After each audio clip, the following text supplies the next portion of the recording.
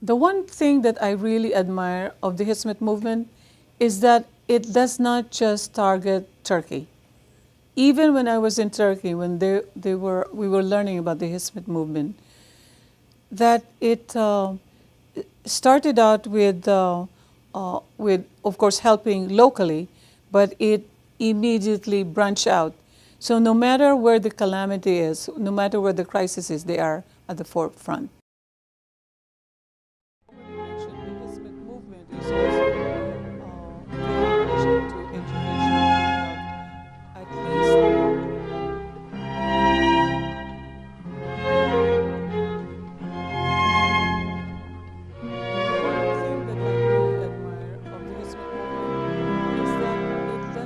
Just target Turkey.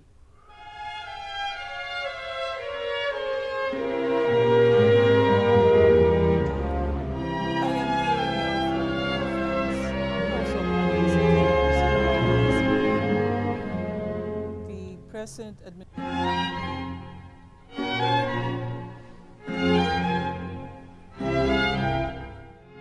My name is Monserrat Washburn. I'm an adjunct assistant professor at St. John's University in Jamaica, New York.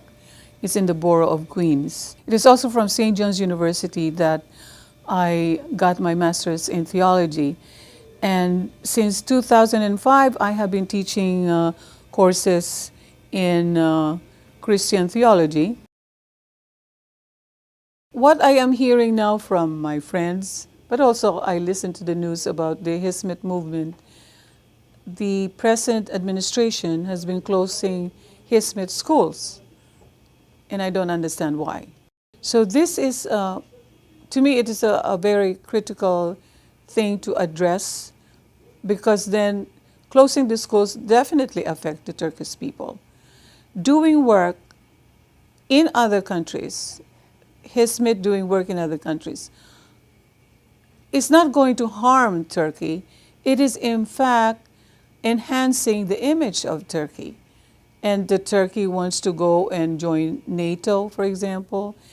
Every little bit that Hizmet does as a movement, as a representative of the Turkish government, does not impair its standing in the world, but in fact enhances its image in the world, where you get so much more respect from other countries. And that would make Turkey even, it would make it easier for Turkey to enter into relations with other countries, economically and socially and culturally. It will only enhance Turkey's stature in the world rather than diminish. So I don't understand why the present administration is against the Hizmet movement. The Hizmet movement may be a little different from some of the other organizations in the fact that it's really, first it was inspired by Fethullah Gulen, so there's a little bit of religious fervor in it, but at the same time it's the followers of Gulen who really established the movement.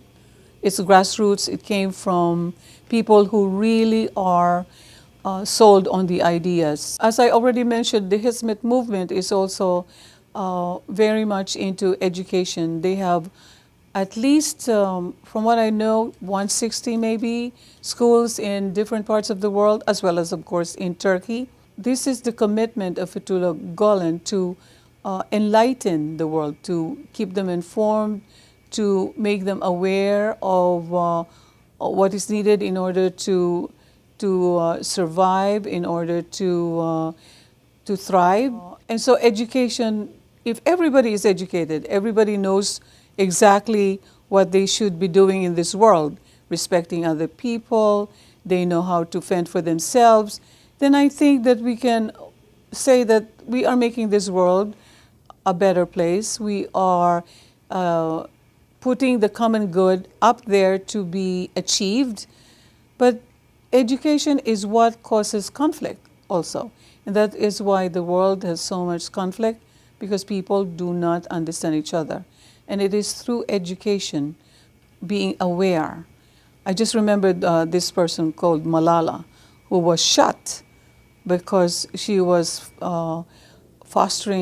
she was fighting for women or girls in Afghanistan to study. And look, the Taliban shot her precisely because I would have to say the Taliban men do not like the women to be educated. They know that if they are educated, they can do so much more, and they can become good teachers and promote teaching from generation to generation, and you don't like that. And that's the reason why some, I guess, tribes or some groups of people do not want to educate women especially, because the women, they know what the women can do with their education. Interfaith relations, I think, are going to be a major factor in solving some of the social, cultural, and religious differences in the world. And I know on the part of the Catholics, the popes have always welcomed interfaith relations. First, the Catholics had to repair their relationship with the other Christians, the Protestants and all that. And they have done that. And then they also had to repair their relations with the Orthodox, which they have done. And so they had also established relations with the Jewish and the Muslims, especially the Muslims. And I think speaking about repairing or trying to find solutions to some of the conflict that arises from differences in religion.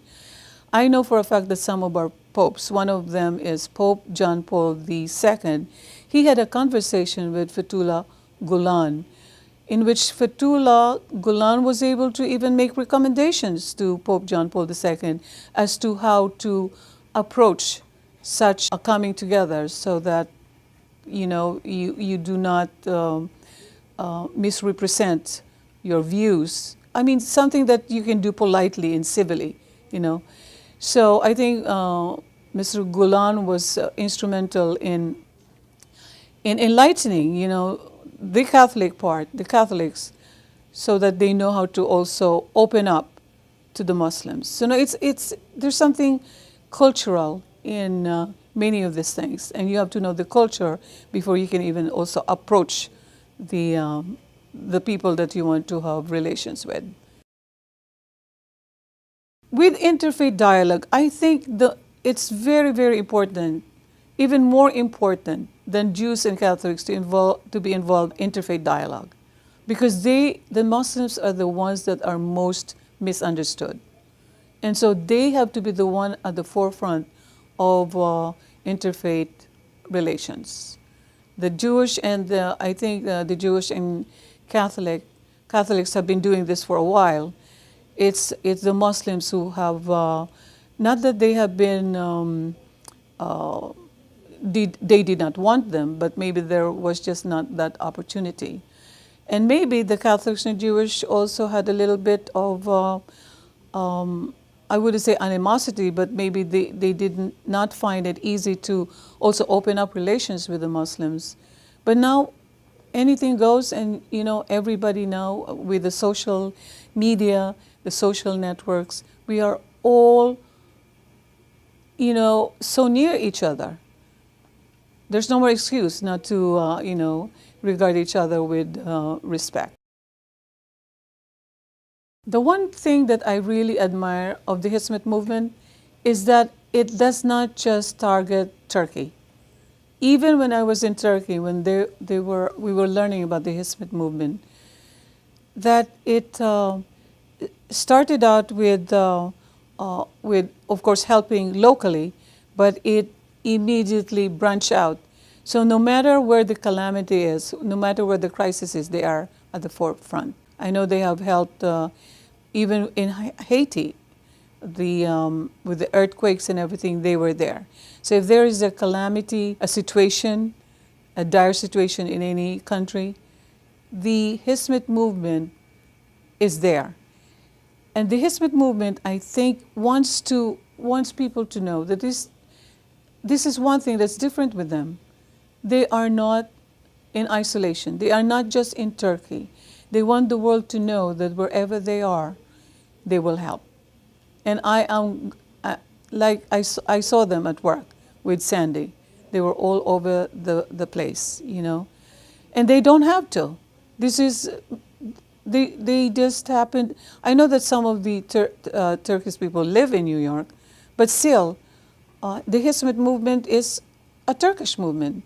So they have a choice not to be involved, but they chose to. And they have been doing that wherever there is a crisis. I also remember that you had a trouble with the mines, you know, the mines, the Soma mines. And I know that Fethullah Gulen was one of the first to give them help financially, as well as the members of the Hizmet movement rushed to help the victims, the miners who were victims, and the families of the miners. Anywhere there is a country in need, or people in need, or a nation in need, it seems to me that the Hizmet movement is among the first to even think of wanting to help these people, and that is commendable. By proudly showing that charitable endeavors and helping those less fortunate is central to the Hizmet movement, they are teaching us a valuable lesson that we can take to heart as well. But they're also showing us that that is the faith of Islam.